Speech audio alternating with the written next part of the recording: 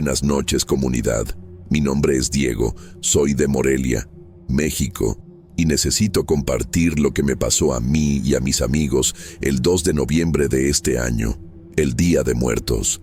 En serio, nunca voy a olvidar esa fecha, y creo que nunca más podré dormir tranquilo después de lo que vivimos en la casa antigua de mi abuela, allá en San Agustín.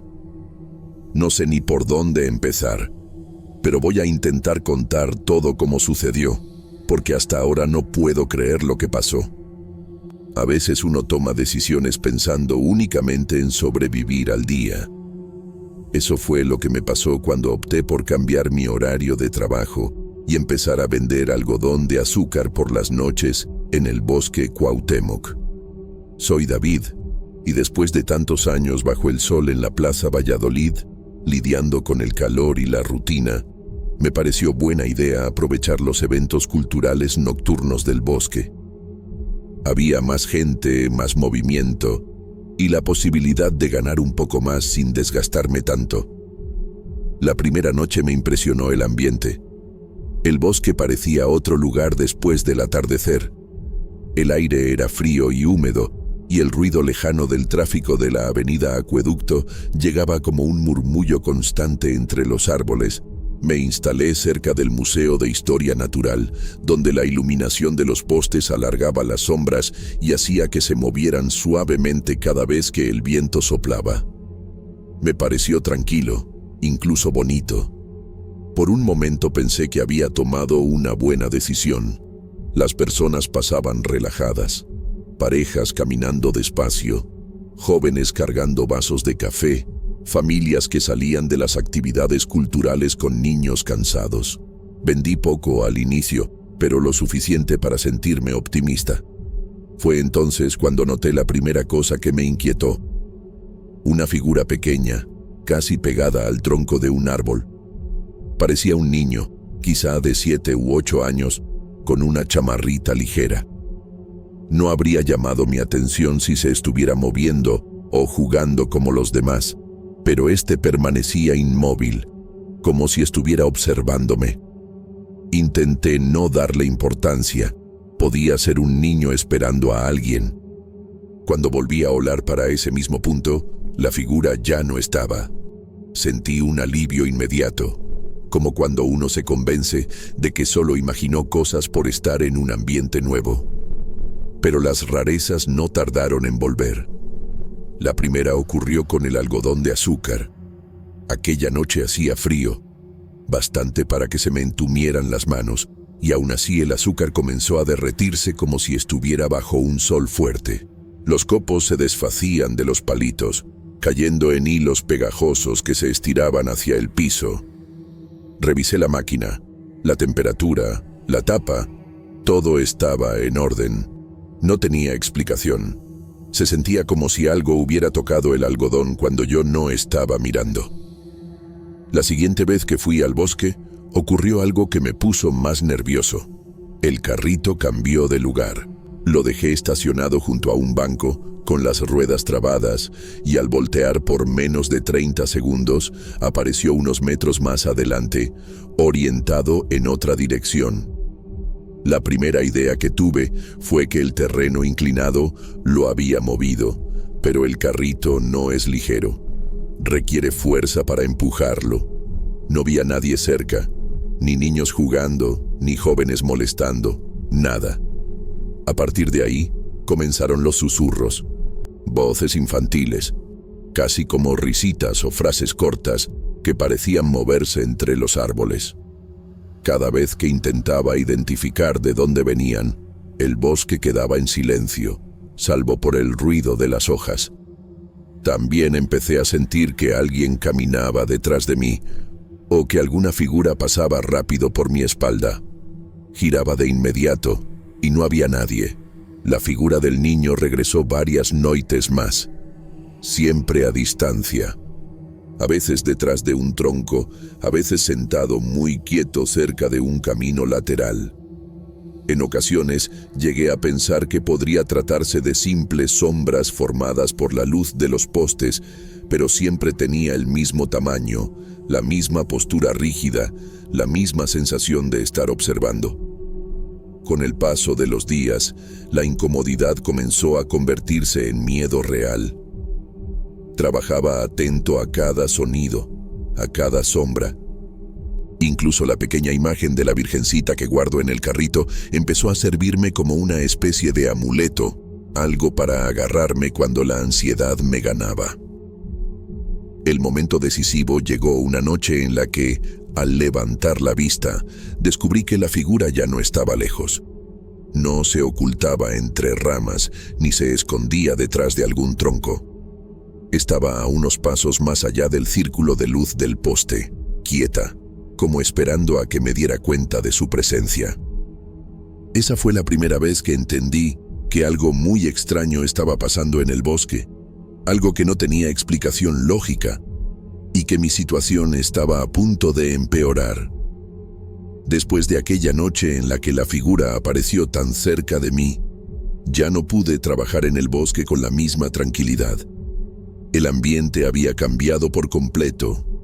La humedad nocturna se sentía más pesada, los pasillos parecían más largos, y cada árbol proyectaba sombras que antes no me inquietaban. Aún así, durante algunos días insistí en regresar, porque uno se agarra al trabajo incluso cuando el miedo empieza a crecerle por dentro. Me repetía que quizá todo tenía una explicación lógica, que el cansancio me estaba jugando malas pasadas. Pero no tardé en darme cuenta de que no era así. Las apariciones se volvieron más claras, más insistentes. Esa figura infantil ya no se escondía tanto entre los troncos. Algunas noches la veía parada al fondo del sendero, tan quieta que parecía parte del paisaje. En otras ocasiones me daba la impresión de que me seguía con la cabeza, aunque no podía asegurar si realmente tenía esa capacidad. El simple hecho de contemplarla a distancia me dejaba los músculos tensos, como si algo en mí reconociera un peligro que la razón no podía explicar. El punto de quiebre llegó en una de esas noches frías en las que apenas vendí 2 algodones de azúcar. Estaba limpiando la superficie metálica del carrito cuando el aire cambió de golpe. Era una sensación muy distinta al frío normal del bosque. Se volvió un frío profundo, seco, que me atravesó el pecho. Mi respiración empezó a salir en nubes densas, y al levantar la cabeza vi que todo a mi alrededor parecía más oscuro, aun cuando la luz del poste seguía encendida. Ahí estaba. La figura estaba frente a mí, más cerca que nunca. Esta vez no tenía la distancia que antes me permitía dudar de lo que veía. Era definitivamente un niño, pero no uno que perteneciera a este mundo. Su piel era tan pálida que parecía casi translúcida, y la ropa que llevaba encima estaba gastada, como si hubiera sido usada durante años sin ser cambiada. Lo peor eran los ojos. No había globos oculares, solo 2 cavidades negras, profundas, que absorbían la poca luz del lugar. Aunque su rostro no expresaba nada, su postura estaba ligeramente inclinada hacia mí, como si estuviera esperando que yo entendiera algo. Y lo entendí. De una manera que no sé explicar, sentí que estaba pidiendo algo. No con palabras, sino con esa presencia que me envolvía y me hacía sentir vulnerable. Era una necesidad, una especie de ruego silencioso. Y la idea que se formó en mi mente fue muy clara. Quería algo dulce, como si ese deseo no le perteneciera solo al niño, sino a algo más grande, más antiguo, que usaba esa apariencia para acercarse a mí. El miedo que sentí en ese instante fue abrumador. Las piernas me temblaron. El corazón me golpeaba tan fuerte que pensé que iba a desmayarme ahí mismo. Mi impulso fue retroceder, pero mi cuerpo parecía obedecer con torpeza, como si el aire a mi alrededor se hubiera vuelto más espeso. Aún así, logré dar unos pasos hacia atrás sin quitarle la vista de encima. Era como si En cuanto parpadeara, esa cosa fuera a aparecer aún más cerca. Finalmente, reuní la poca fuerza que me quedaba y eché a correr. No seguí un camino claro. Me interné por los senderos laterales del bosque, esquivando raíces, postes, bancas, cualquier cosa que se cruzara. Escuchaba pasos detrás de mí, suaves, casi como zapatitos de niño descalzo golpeando la tierra. Pero cada vez que giraba ligeramente la cabeza, no veía nada. Apenas sombras moviéndose entre las ramas, y esa sensación de que algo avanzaba a mi ritmo, sin cansarse, sin esfuerzo, esperando el momento exacto para alcanzarme. El bosque, que tantas veces me había parecido tranquilo, se volvió un laberinto que me engullía. Pasé junto al monumento de los niños héroes, luego por la zona donde suelen instalar las ferias temporales. En cada tramo, me parecía ver la silueta parada a unos metros de distancia. A veces era solo un bulto inmóvil. Otras veces tenía la certeza de que estaba allí, con esas cuencas vacías dirigidas hacia mí. La adrenalina me mantuvo en movimiento hasta que mi cuerpo ya no pudo más. El miedo se mezcló con el agotamiento y una especie de mareo espeso. Mis pasos se volvieron torpes, mis pulmones ardían y finalmente sentí que todo alrededor se desvanecía. El suelo se acercó a mí antes de que pudiera hacer algo y después, nada. Cuando desperté estaba tirado junto al lago, con la ropa húmeda por el rocío y un dolor punzante en la sien. El cielo ya tenía un tono azul suave que anunciaba el amanecer. El canto de los pájaros y el murmullo ocasional de un corredor temprano hicieron que la realidad regresara de golpe. No había nadie cerca. Ni la figura, ni mi carrito, ni una sola señal de que alguien hubiera pasado por ahí durante la noche.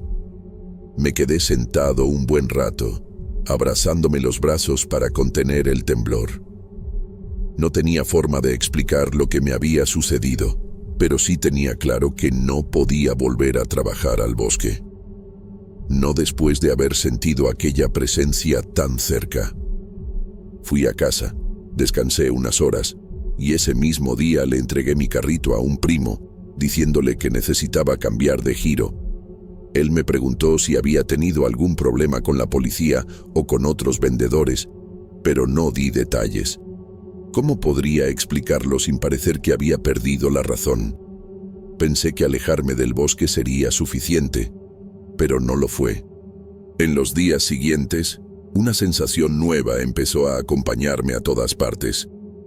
La idea de que alguien me estaba observando incluso en zonas llenas de gente.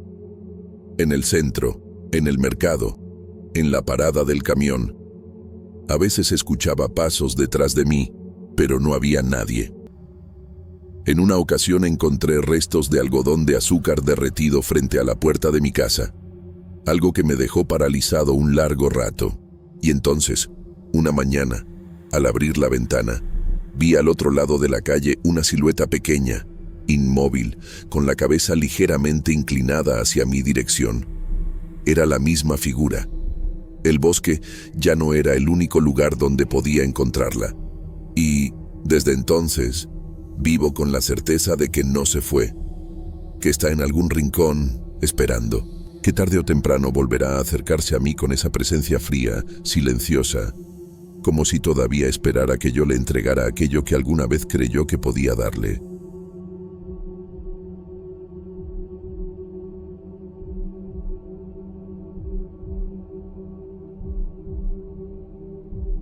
Hola, mi nombre es Luis Carlos. Esa tarde yo había terminado un tour un poco antes de lo habitual, así que decidí pasar por el Callejón del Romance para tomar unas notas en mi libreta. A esa hora, cuando el sol empieza a bajar detrás de los tejados rosados de cantera, el callejón se llena de una luz cálida que vuelve todo más lento. Los turistas suelen detenerse a tomarse fotos en las jardineras, y los morelianos pasamos de largo, acostumbrados al aroma de las bugambilias y al murmullo de la fuente al final del pasillo. Para mí, era una especie de descanso, un respiro antes de preparar el tour nocturno. Mientras revisaba algunos datos sobre parejas famosas de la ciudad, noté a una mujer caminando sola, con un paso tranquilo, como si estuviera repasando recuerdos invisibles pegados a las paredes. Supe de inmediato que era extranjera por la forma en que observaba cada detalle, como si Morelia no fuera un lugar que se recorre, sino que se descifra.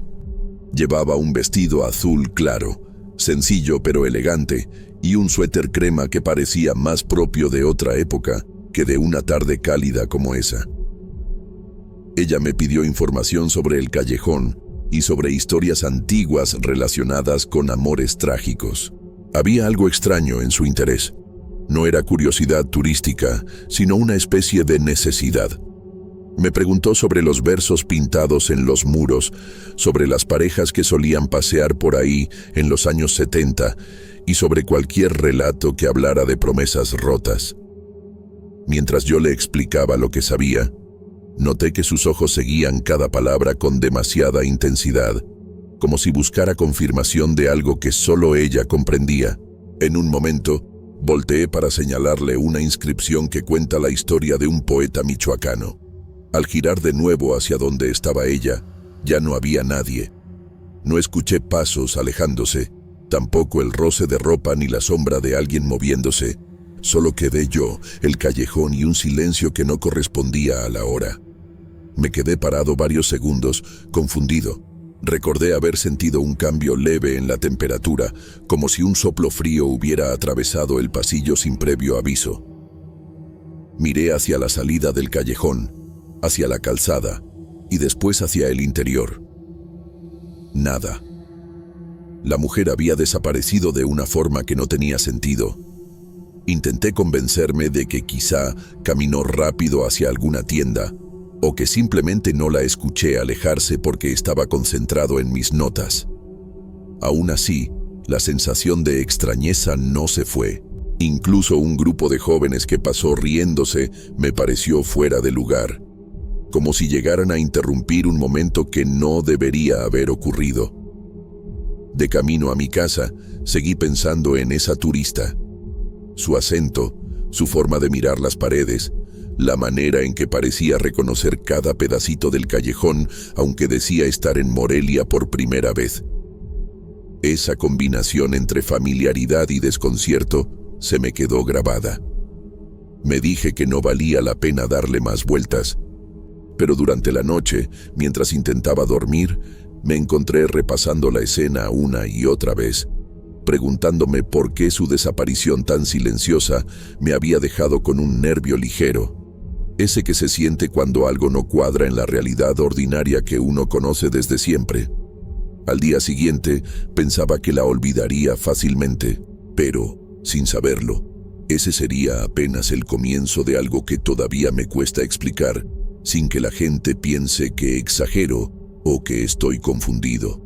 Y aún así, sigo convencido de que todo lo que viví comenzó exactamente ahí, en ese primer encuentro tan breve como inquietante en el callejón del romance.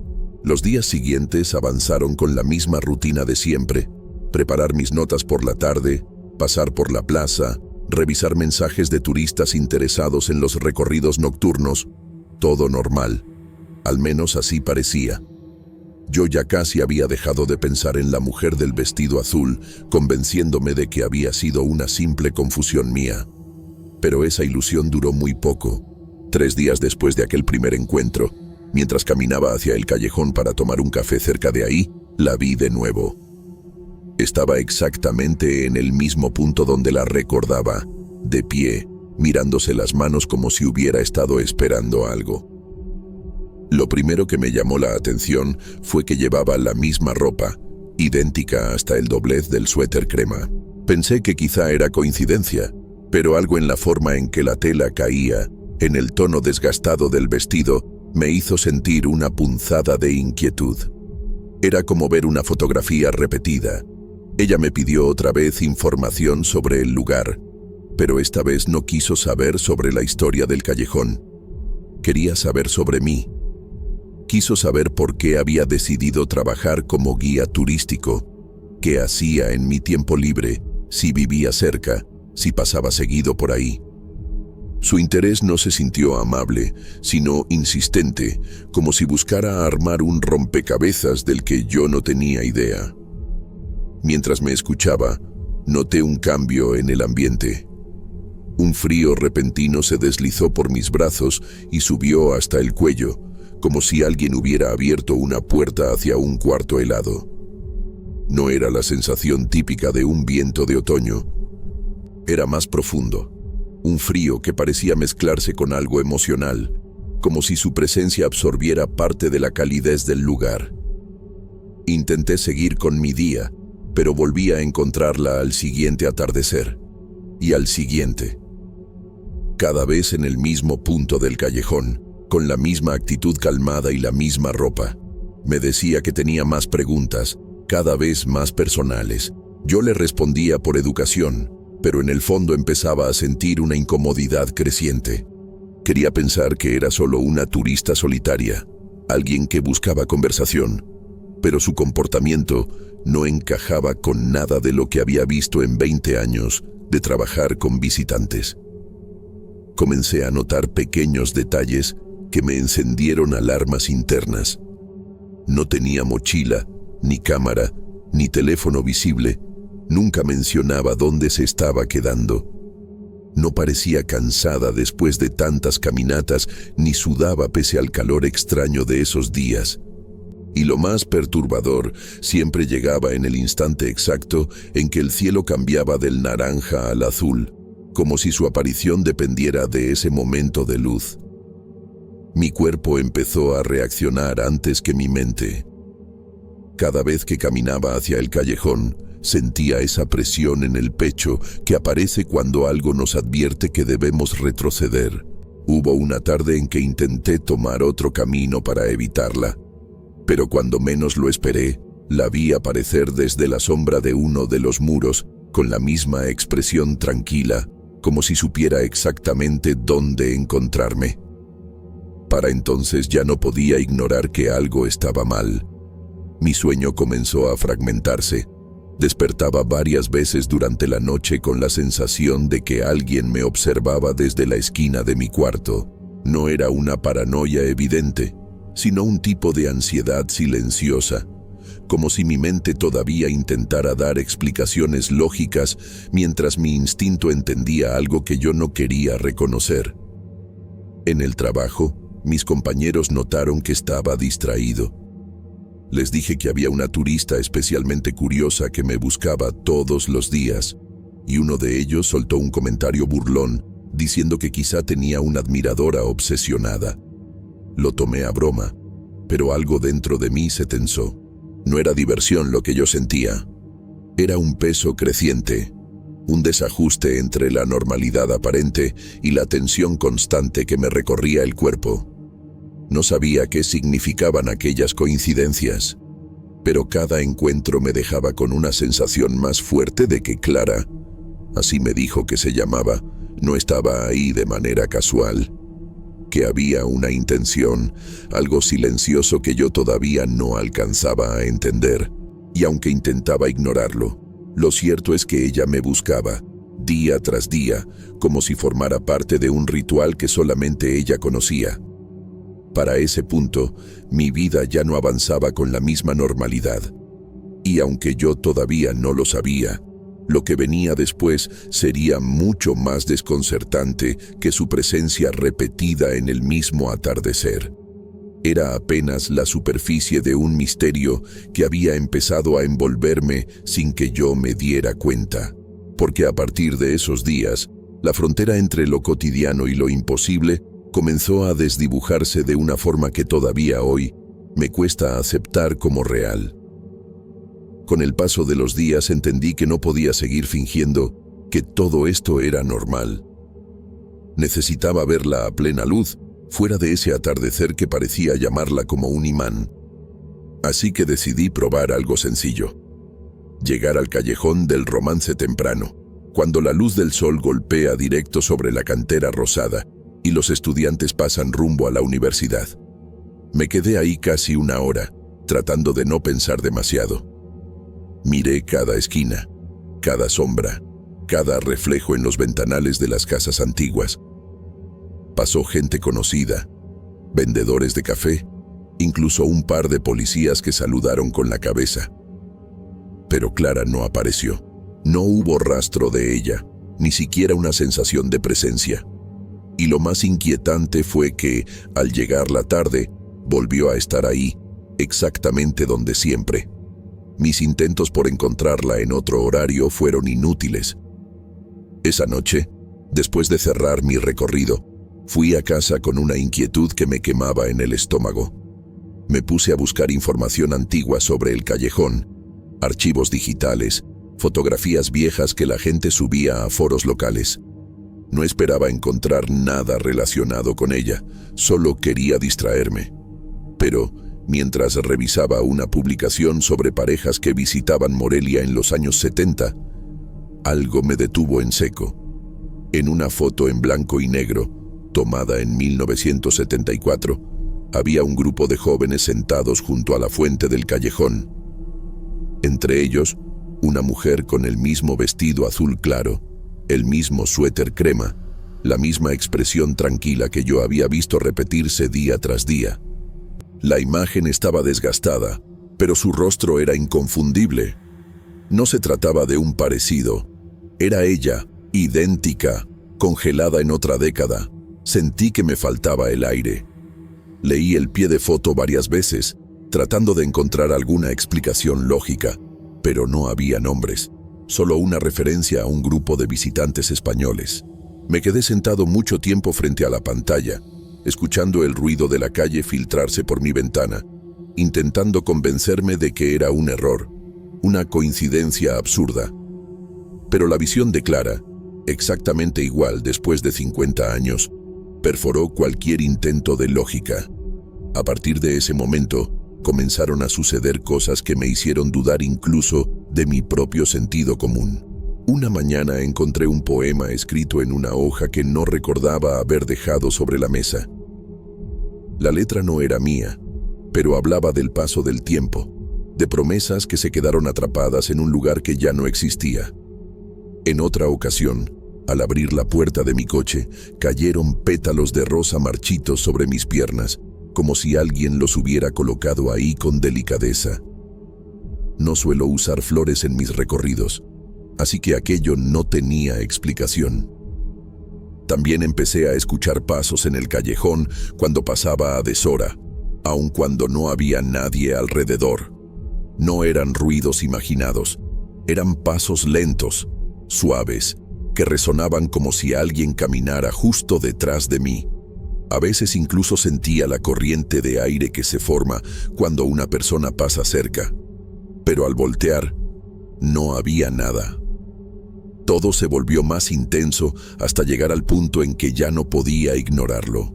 Y fue entonces cuando algo en mí decidió que no podía seguir siendo un espectador pasivo de lo que estaba ocurriendo. Había miedo, claro, pero también una sensación de que debía entenderlo. No sé si fue valentía o desesperación, pero una tarde regresé al callejón dispuesto a confrontarla. El atardecer estaba especialmente silencioso, casi pesado. Me quedé de pie en el centro del pasillo, esperando. No tardó en aparecer. Sus ojos estaban llenos de algo que parecía tristeza, algo profundo y antiguo, como si estuviera cargando un peso que no podía compartir. Sin necesidad de palabras directas, me hizo entender que estaba atrapada, que llevaba años repitiendo los mismos pasos, esperando que alguien pudiera recordarla de verdad. Algo en su expresión me obligó a acercarme. Cuando extendí la mano, no supe si lo hacía por impulso o por compasión, pero ella respondió al gesto. En el momento en que su piel rozó la mía, una oleada de imágenes me atravesó la mente. Vi un fragmento de su vida como un destello, un hombre furioso, una discusión en un cuarto pequeño, un acto impulsivo guiado por celos, un cuerpo cayendo, un silencio final. Era un eco de algo que había ocurrido mucho antes de que yo naciera. Retrocedí de golpe, mareado, sintiendo como si algo hubiera pasado por mi pecho y dejado un hueco helado. Cuando levanté la vista, ella ya no estaba. El callejón volvió a su normalidad forzada, con la fuente murmurando en el fondo y el aroma de bugambilia flotando en el aire, pero nada se sentía igual. Desde entonces, sigo trabajando como guía. La vida continúa, aunque algo en mí quedó suspendido en aquel instante. Y a veces, cuando la luz del día empieza a desvanecerse, puedo verla de nuevo al fondo del callejón, con su vestido azul y su mirada detenida en un tiempo que no avanza. Ya no intento hablarle ni entenderla. Solo reconozco su presencia, como quien acepta una verdad incómoda pero inevitable. Porque sé, con absoluta certeza, que Clara sigue ahí, y que lo único que la mantiene en este mundo es la memoria de quienes todavía podemos verla. Y por algún motivo que aún no termino de comprender, yo soy uno de ellos.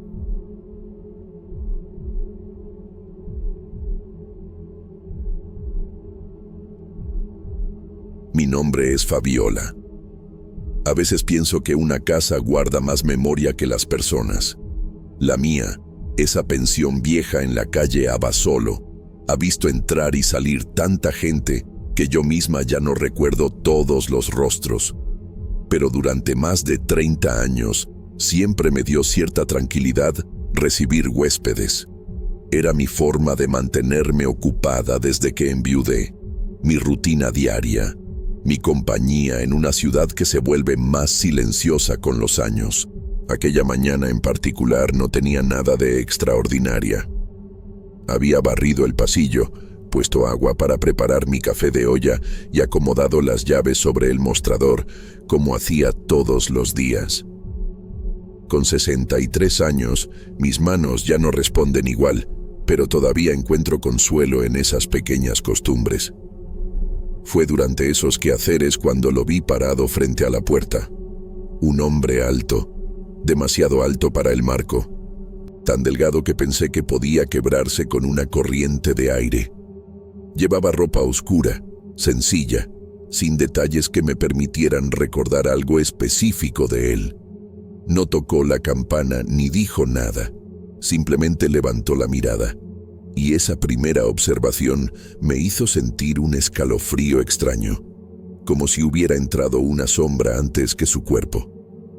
Me mostró sus documentos sin pronunciar palabra, como si el trámite fuera una rutina que llevaba días repitiendo. No sé por qué, pero tuve la sensación de que no estaba realmente interesado en el cuarto. Parecía más atento a mi reacción, a la forma en que yo lo observaba. Cuando le entregué la llave del cuarto 3, la tomó con una delicadeza que me sorprendió. Era como si no quisiera que el metal hiciera ruido. Lo seguí con la mirada mientras avanzaba por el pasillo. Sus pasos no resonaban en el piso antiguo, algo que me inquietó porque ese piso cruje incluso con mis pantuflas. Caminaba con una lentitud que no era cansancio, era otra cosa, una especie de control extremo del movimiento. No volteó en ningún momento. Se perdió dentro del cuarto 3 como si ya conociera el camino. Traté de seguir con el día como si nada pasara, diciéndome que quizá era una persona reservada o que simplemente venía cansado. Pero mientras doblaba las toallas, noté que el ambiente estaba más frío de lo normal, incluso para las primeras horas de la mañana. Encendí la radio de la cocina para sentir un poco de compañía, pero el sonido no llenó la casa como siempre. Era como si el aire se hubiera quedado espeso. Las horas siguientes fueron silenciosas, lo cual no era raro en esa temporada baja, pero esta vez el silencio tenía un peso diferente. De vez en cuando creía verlo pasar por el corredor, una silueta oscura cruzando hacia el patio, aunque cuando asomaba la cabeza no veía a nadie. Al principio pensé que eran cosas de mi imaginación, fruto del cansancio o del peso de la edad, así que intenté no darle importancia. Por la tarde aparecieron los otros huéspedes. Una pareja joven que llevaba algunos días conmigo me mencionó, en una de esas conversaciones habituales sobre el clima, que habían sentido el pasillo más frío que de costumbre. No dijeron nada del hombre nuevo, pero noté que evitaban mirar hacia el cuarto 3 cuando pasaban frente a él. Me inquietó, pero me convencí de que era mera sugestión. La casa es vieja, las corrientes de aire son comunes, y la época de lluvias siempre deja un frío raro acumulado en las paredes. Al anochecer, el hombre salió de su cuarto por primera vez. No llevaba mochila ni objetos en las manos, tan solo se colocó en el pasillo frente a la puerta que da al patio y se quedó ahí de pie. No hacía nada, no miraba nada en particular, solo estaba.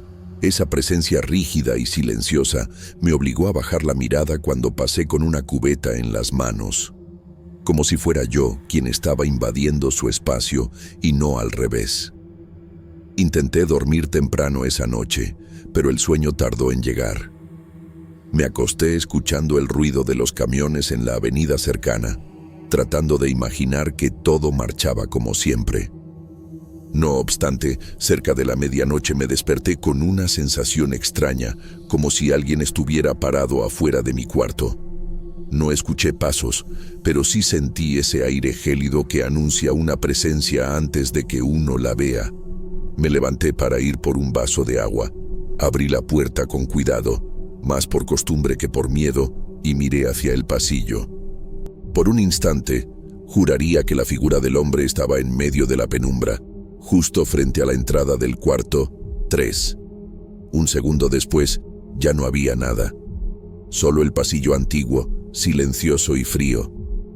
Regresé a mi cama con el corazón acelerado, diciéndome que tal vez mi vista me había engañado, pero mientras me acostaba, tuve la certeza de que el huésped no era un simple hombre reservado. Algo en su presencia había modificado la casa desde el primer día, algo que yo todavía no entendía, pero que ya me hacía sentir que no estaba sola en mi propio hogar. Y esa fue apenas la primera noche. Los días siguientes se volvieron cada vez más pesados dentro de la pensión. Al principio creí que era una simple impresión mía, algo provocado por la presencia tan callada del huésped del cuarto 3. Pero pronto me di cuenta de que no era la única que sentía el ambiente distinto. Parecía como si el aire mismo se hubiera vuelto más denso, más frío, como si la casa, acostumbrada a tantos años de rutina, estuviera reaccionando a algo que yo no podía ver. El cambio se notaba sobre todo en las mañanas. Yo siempre he sido madrugadora. Me gusta levantarme temprano a poner café de olla, abrir las ventanas del pasillo y dejar que entre la luz. Pero esos días, al abrir las ventanas, la corriente de aire que solía ser tibia me golpeaba ahora como si viniera del interior de un cuarto apagado. Era un frío seco, extraño, que se quedaba pegado a la piel incluso después de volver a la cocina. Me esforzaba por ignorarlo, como si al no darle importancia pudiera disiparlo.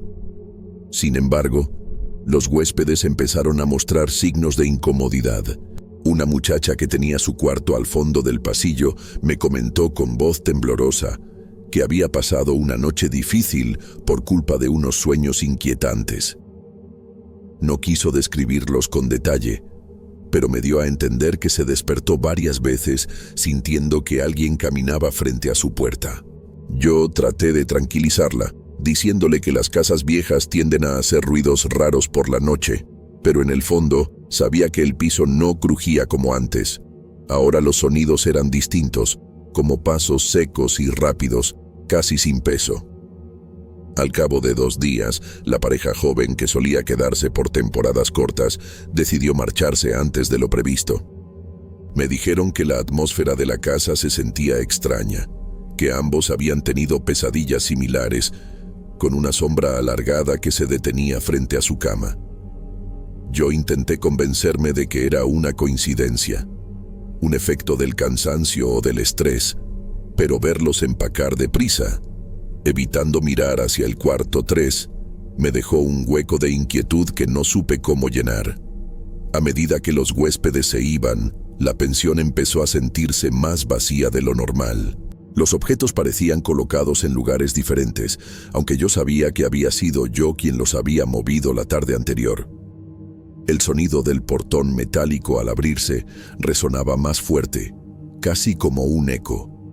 Y, lo más perturbador, El huésped silencioso seguía sin emitir palabra alguna.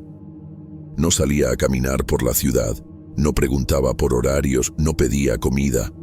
Solo se desplazaba por el interior de la casa, siempre con esos pasos sin ruido, siempre con ese modo de observar sin mover realmente la cabeza. Una tarde, mientras limpiaba las escaleras, sentí una corriente helada pasar detrás de mí. No era una brisa cualquiera, fue un frío tan seco que por instinto me llevé la mano al pecho. Al girar, lo vi avanzar por el pasillo hacia uno de los cuartos que estaba vacío desde hacía semanas. Entró como si le perteneciera.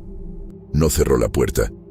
Me quedé paralizada por unos segundos, sin saber si debía seguirlo o simplemente mirar hacia otro lado.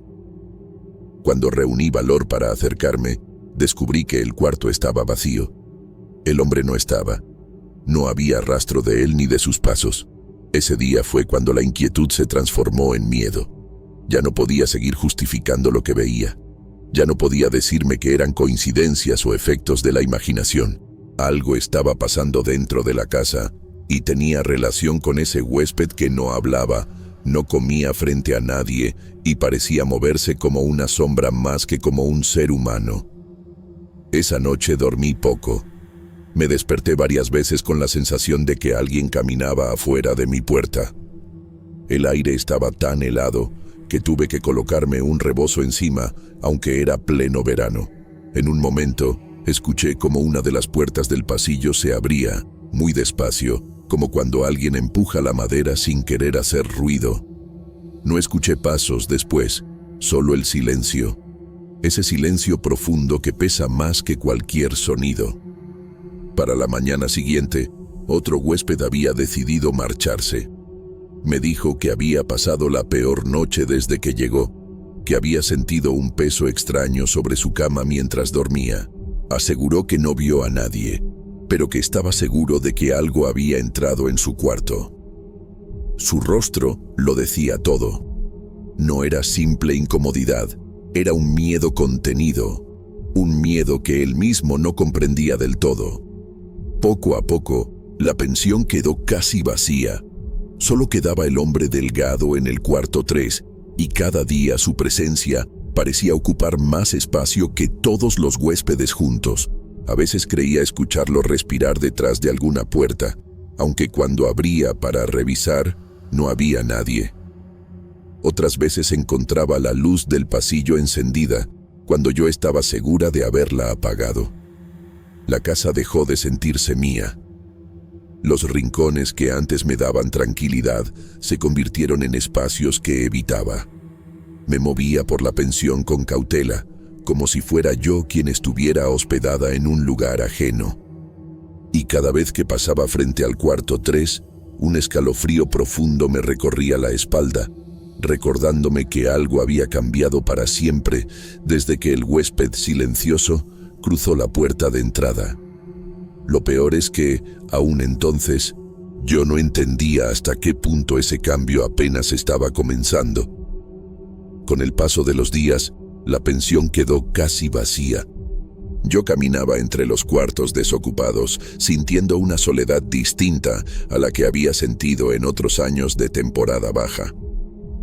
Esto no era falta de huéspedes, era una ausencia rara, densa, como si la casa misma los hubiera expulsado. Solo quedaba el hombre del cuarto 3, siempre silencioso, siempre moviéndose sin hacer ruido, siempre pasando por los pasillos como si estuviera revisando algo que yo no lograba entender. Una tarde, mientras limpiaba la planta alta, noté que la puerta del cuarto 5 estaba entreabierta. Ese cuarto llevaba un par de noches ocupado por un muchacho que había llegado cansado de un viaje largo. Era un joven tranquilo, respetuoso, de esos que apenas se escuchan en la casa. El día anterior lo había visto bajar a servirse agua en la cocina y había pensado que por fin la atmósfera de la casa parecía no afectarlo tanto como al resto. Pero ese día, al acercarme, sentí inmediatamente que algo estaba mal. La habitación estaba completamente vacía. La cama sin ropa, la mochila que él traía ya no estaba. ni siquiera el pequeño llavero que había dejado sobre la mesa de noche. Por un momento pensé que quizá había salido muy temprano sin avisar, pero lo que me hizo retroceder fueron unas marcas profundas en el piso, justo al lado de la cama. Eran líneas largas, irregulares, como si algo o alguien hubiera arrastrado uñas demasiado fuertes contra la madera. Me agaché para verlas mejor, pero conforme más me acercaba, más fría se volvía la habitación. Ese frío no era natural, no provenía de las ventanas ni del aire del exterior. Era un frío que salía del suelo, como si la madera misma hubiera guardado algo que no pertenecía a este mundo. Sentí un nudo en la garganta. Una parte de mí quería pensar que eran solo raspones, que quizá el muchacho había movido la cama y la madera se astilló. Pero algo en mi interior sabía que eso no era cierto. Había visto astillas toda mi vida en esa casa vieja, y lo que estaba frente a mí no era eso. Eran marcas de fuerza, marcas de resistencia, como si alguien hubiera intentado aferrarse con desesperación. Traté de convencerme de que el joven regresaría en cualquier momento, pero conforme pasaban las horas, la inquietud crecía. La luz del pasillo parecía apagarse más rápido de lo normal, y el sonido de los autos afuera llegaba débil, como si la casa ya no quisiera dejar entrar ningún ruido de la calle. No pude evitar pensar en el huésped del cuarto 3. Desde que él llegó, todo había cambiado, todo había empeorado. Esa noche casi no dormí. El silencio era tan profundo que me hacía sentir que la casa estaba respirando, esperando algo. A medianoche escuché un crujido fuerte proveniente del pasillo. Me senté en la cama de inmediato con el corazón acelerado. No eran los pasos suaves que había escuchado antes. Este era un sonido seco, pesado, como si alguien estuviera apoyándose con fuerza en la madera. Después vino un golpe leve contra la pared, apenas perceptible, pero suficiente para erizarme la piel. Me quedé inmóvil por varios minutos, tratando de escuchar cualquier otro ruido, pero solo regresó el silencio. El tipo de silencio que uno siente más en los huesos que en los oídos. Por la mañana tomé una decisión impulsiva, motivada por el miedo y la necesidad de saber qué estaba pasando. Caminé hacia el cuarto 3. Me temblaban las manos, pero aún así giré la llave que yo misma había colocado días antes. La puerta se abrió de inmediato, sin resistencia. El cuarto estaba vacío. No había maletas, no había ropa, no había nada que indicara que alguien había vivido ahí durante ese tiempo. Pero lo que más me paralizó fue la cama. El colchón tenía una hendidura profunda, como si alguien estuviera sentado en ese preciso instante. Como si un cuerpo invisible continuara ocupando ese espacio. El aire dentro del cuarto era tan helado que tuve que llevarme las manos a los brazos para no sentir que mi piel se endurecía. Di un paso hacia atrás. Mi respiración se volvió corta, temblorosa. No sabía si lo que estaba viendo era una ilusión provocada por mi propio miedo, pero algo dentro de mí me dijo que no estaba sola en ese cuarto. Sentí la presencia antes de comprenderla. Un peso, un silencio todavía más pesado que el de los pasillos. Un vacío lleno. Me retiré cerrando la puerta sin atreverme a mirar de nuevo hacia la cama. Esa misma tarde pensé por primera vez en cerrar la pensión. No sabía si lo que habitaba ahí era el hombre silencioso, alguna sombra que lo seguía o algo que estaba desde antes. Pero tenía claro que ya no podía controlar lo que pasaba dentro de esas paredes. La casa que había sido mi refugio por décadas se había convertido en un lugar que yo misma evitaba. Desde entonces, los pocos huéspedes que se atreven a pasar una noche aseguran haber visto a alguien parado en la entrada de los cuartos. Dicen que es una figura alta, quieta, como si esperara a que abrieran la puerta para entrar. Nadie logra verle el rostro. Nadie quiere quedarse más de una noche. Yo trato de convencerme de que todo tiene una explicación lógica, pero cada vez que paso frente al cuarto 3, siento ese mismo escalofrío de la primera noche. Ese aviso sutil de que algo se quedó a vivir aquí, algo que no se registra, no paga renta y nunca se va. Y aunque no lo diga en voz alta, sé que mientras yo siga aquí, él también seguirá, en silencio, observando.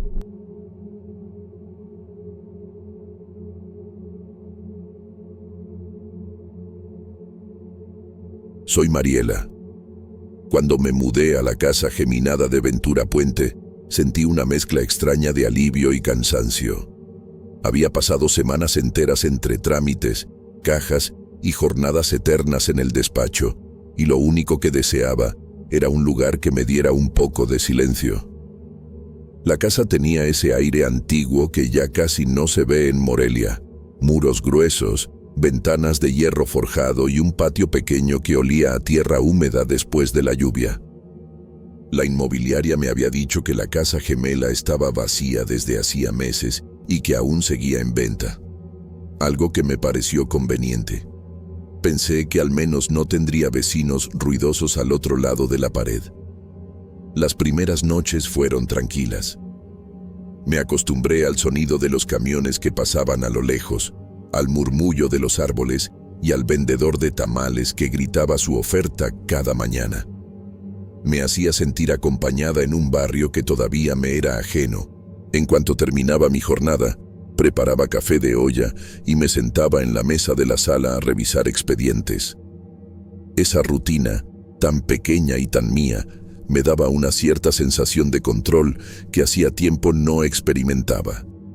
Pero todo comenzó a cambiar de manera discreta, casi imperceptible. La cuarta noche, mientras acomodaba documentos en cajas que aún no desempacaba, escuché un sonido claro, contundente. Algo se arrastraba en la casa de al lado. Era el típico ruido de muebles pesados moviéndose sobre cemento. Me quedé quieta, con una pluma en la mano, tratando de distinguir si venía de la calle o de algún eco dentro de mi propia casa. Cuando se repitió, no tuve dudas.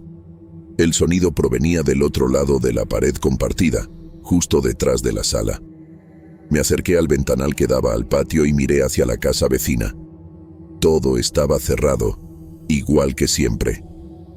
Las persianas metálicas seguían bajas y la vieja placa de "Se vende" permanecía colgada, moviéndose apenas con la brisa. Volví a mi mesa con la sensación incómoda de haber confundido un ruido común con algo más. Había tenido semanas intensas en el despacho. Tal vez mi mente simplemente estaba saturada. Las noches siguientes no mejoraron esa incomodidad. Mientras ordenaba mis cosas, comencé a escuchar voces bajas, casi susurros. No eran conversaciones claras, sino fragmentos sueltos, como si alguien estuviera murmurando detrás de la pared. Intenté convencerme de que quizá la inmobiliaria había dejado pasar a algún interesado sin avisarme, aunque no tenía sentido hacerlo tan tarde. Aún así, me aferré a esa explicación porque era la única que sonaba lógica. A partir de entonces, empecé a prestar atención a cada detalle.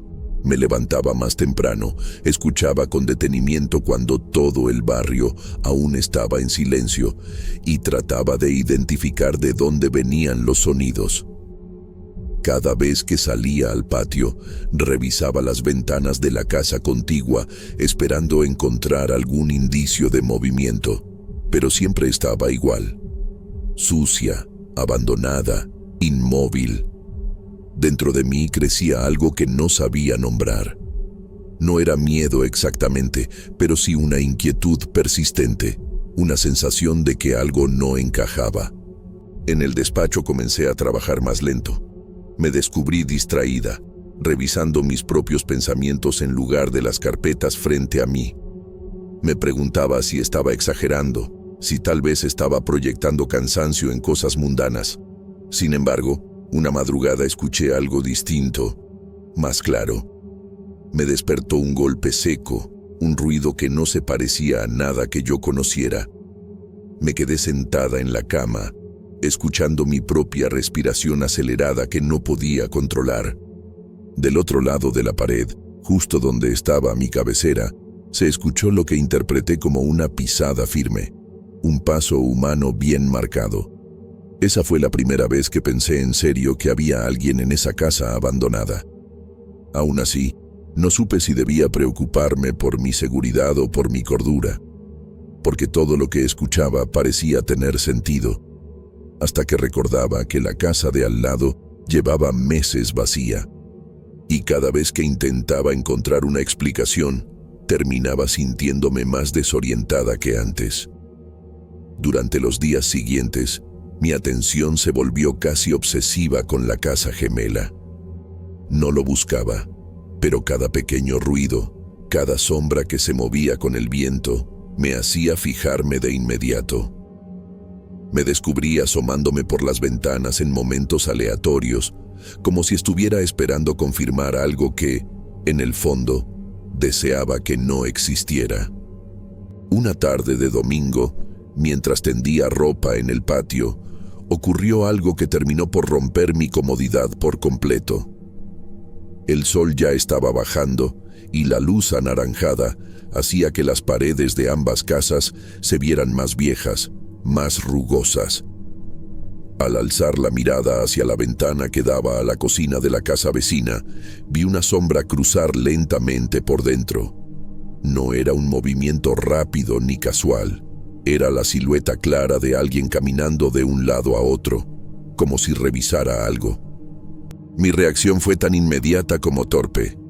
Dejé caer una prenda mojada al suelo y me quedé paralizada, con las manos empapadas, observando la ventana fija y opaca.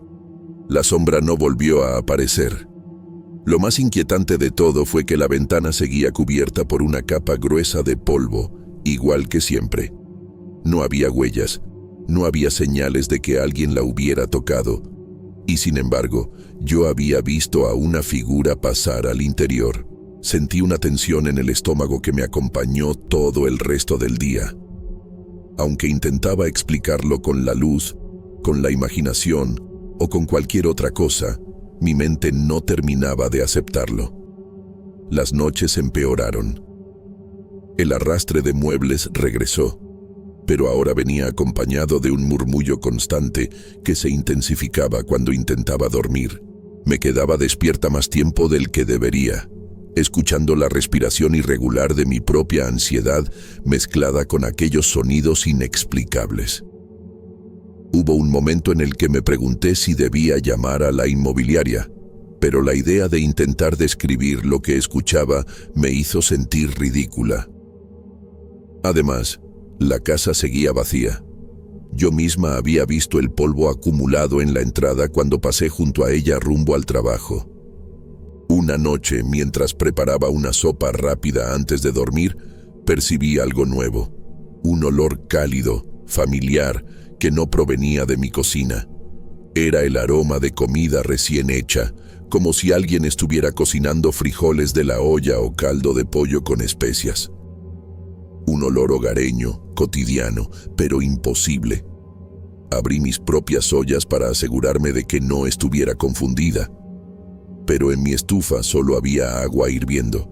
El aroma venía de fuera, filtrándose desde la pared que separaba mi cocina de la casa gemela. Me acerqué con cuidado, casi sin respirar. Coloqué la mano sobre el muro, como si eso fuera a darme alguna respuesta. El olor era tan claro que pude distinguir un toque de comino y hojas de laurel, algo que recordaba a las comidas que preparaba mi madre durante la temporada de lluvias. Por un segundo, pensé en tocar la pared para llamar, pero la lógica volvió a imponerse. No debía haber nadie ahí. Nadie. Salí al patio con la intención de asomarme hacia las ventanas de la casa gemela. Al hacerlo, sentí el aire fresco golpearme la piel aún caliente por el vapor de la cocina. La casa seguía igual, oscura, silenciosa, completamente cerrada. Pero el olor persistía, filtrándose como si escapara por las grietas del tiempo, atrapado dentro de esas paredes. A partir de esa noche, Dejé de sentirme sola en mi propia casa.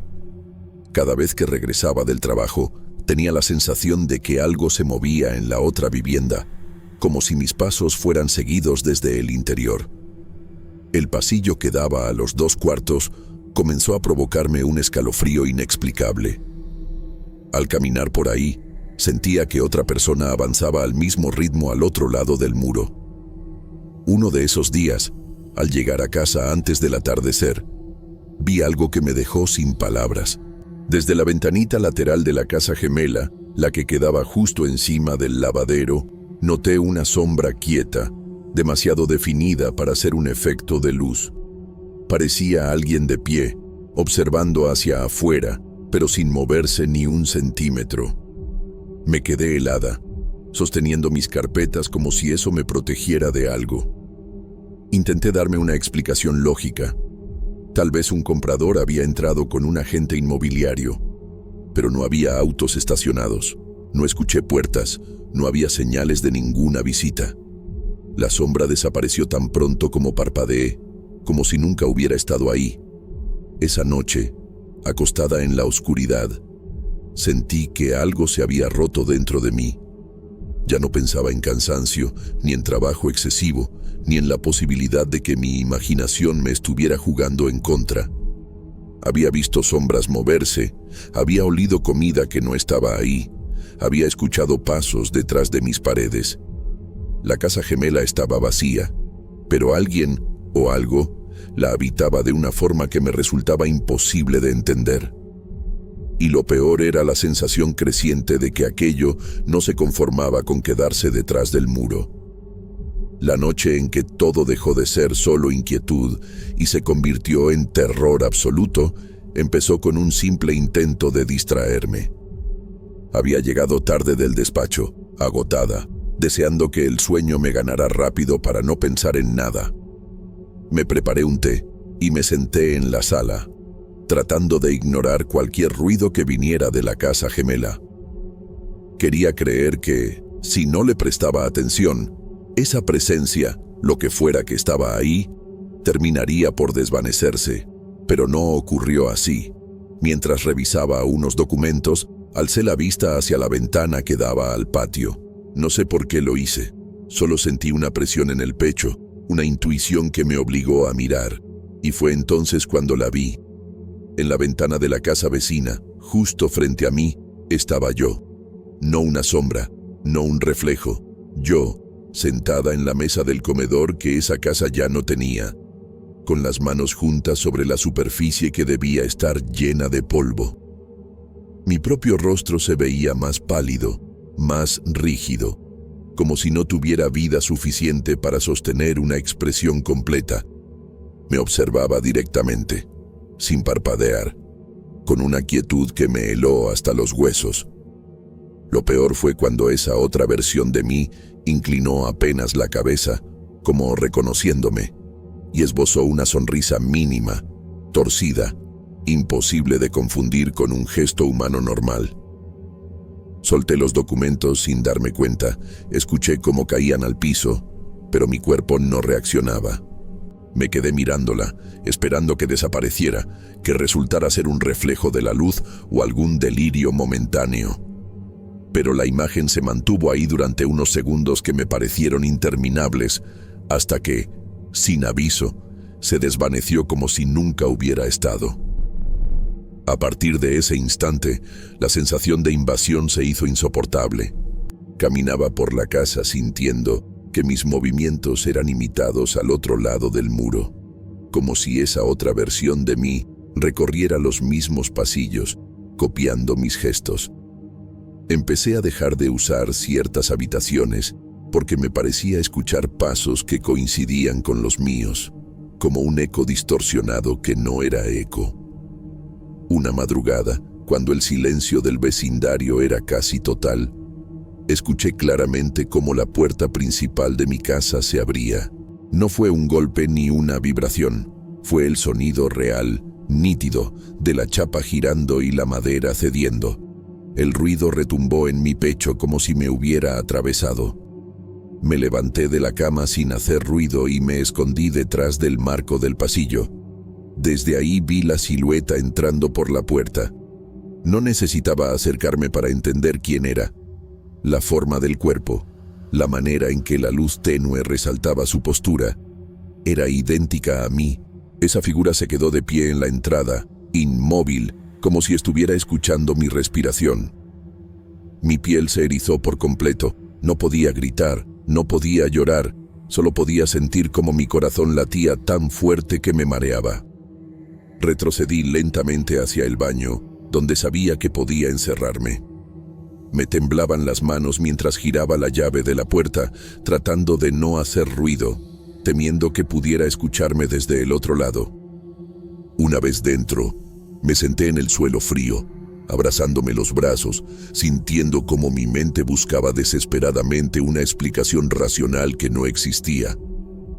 No tenía a quién llamar a esa hora, pero lo primero que hice fue tomar el celular y marcar a la policía. Traté de explicar que alguien había entrado en mi casa. No mencioné que esa persona era yo. Ni siquiera habría sabido cómo decirlo sin sonar completamente fuera de mí. La espera fue insoportable. Escuchaba pasos suaves en el pasillo, movimientos lentos, como si la intrusa recorriera mi casa con total familiaridad. En un momento, escuché su respiración al otro lado de la puerta del baño. Sentí que mi garganta se cerraba, que el aire no me alcanzaba. Me quedé en silencio absoluto, deseando desaparecer. Cuando la policía finalmente llegó, escuché cómo llamaban desde la entrada. Se movieron por la casa revisándola. Oí sus pasos, sus indicaciones entre ellos. No escuché más a mi doble. Cuando abrieron la puerta del baño y me encontraron ahí, encogida en el suelo, supe que mi reacción les pareció extrema. Les dije que alguien había entrado, que no había podido ver su rostro porque se había escondido. No mencioné lo otro. No podía. Ni siquiera yo lo entendía. Los agentes revisaron cada rincón y al final me dijeron que no había señales de forzamiento en la puerta ni indicios de que alguien hubiera entrado o salido. Me escuché a mí misma tratar de explicarles que la puerta se había abierto, que yo la había escuchado, pero ellos insistieron en que todo estaba intacto. Me mudé al día siguiente. No volví a entrar sola a esa casa. Empaqué pocas cosas y dejé el resto atrás porque no soportaba la idea de pasar más tiempo ahí. Cuando hablé con la inmobiliaria para renunciar al contrato, la agente me comentó que la casa gemela seguía vacía y que nadie, absolutamente nadie, había vivido ahí en meses. Lo dijo con tanta seguridad que sentí un vacío helado abrirse en mi pecho. A veces pienso en esa otra versión de mí, sentada en una mesa que no existe, sonriendo desde un espacio que nadie habita. Pienso en la puerta abriéndose sin que nadie rompa la chapa. Y en la sensación de que algo, desde el otro lado de esa pared, quería cruzar. Por eso me fui. Pero aunque dejé la casa atrás, aún cargo con la duda que nunca he podido sacudirme. ¿Y si la que salió de Ventura Puente no fui yo?